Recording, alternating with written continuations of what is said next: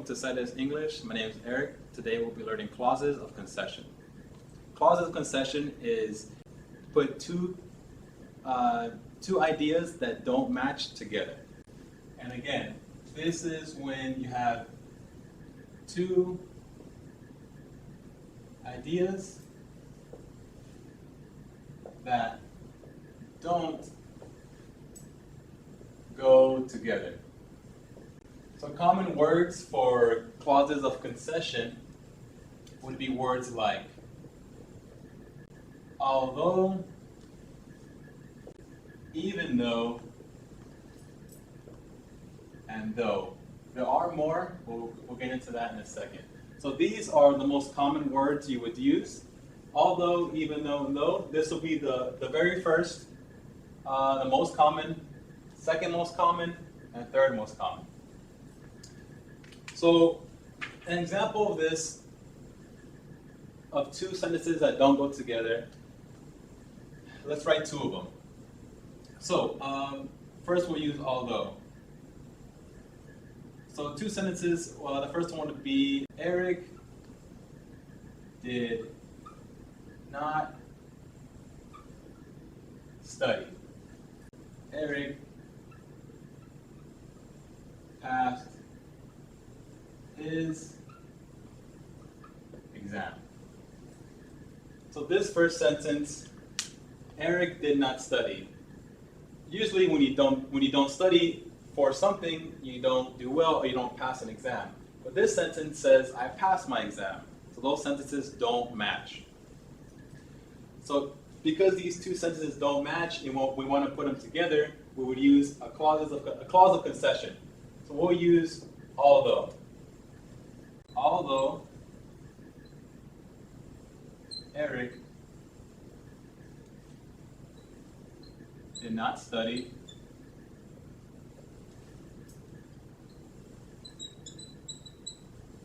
he passed his exam. So here you have although Eric did not study, comma, he passed his exam.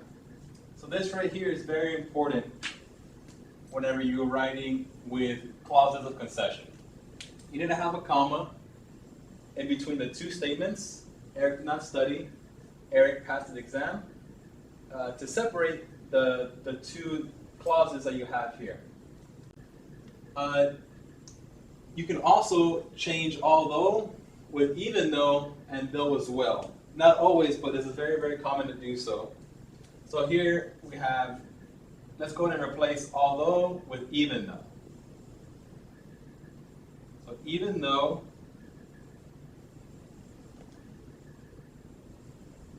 Eric did not study, you need to make sure you put a comma, he passed his exam.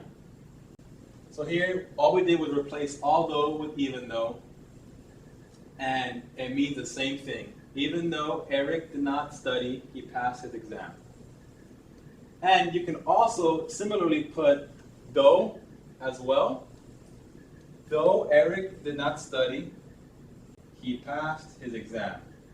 Using though in the beginning or the center of your sentence is the least common. These are most common, second most, and the least common right here. So one thing we can do with although, even though, and though is actually use them in the middle of the sentence, not only at the very, very beginning. So let's go ahead and use although in the middle of the sentence. So the example we just had, we'll start off with Eric passed his exam. Here's where we use although. Although he didn't study. Again, the two ideas that don't go together. Eric passed his exam, although he didn't study. We'll also use even though. Eric passed his exam, even though he didn't study. And the same goes for though. Again, though is used the least. Eric passed his exam, though he didn't study. And again, we have our clause of concession here, here, and here.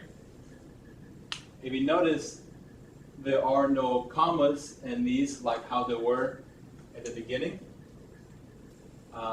And so you only use the commas whenever you have the clause of concession in the very beginning of the sentence to separate the two clauses in the actual sentence. So now we're going to be using new clauses of concession, and we'll start with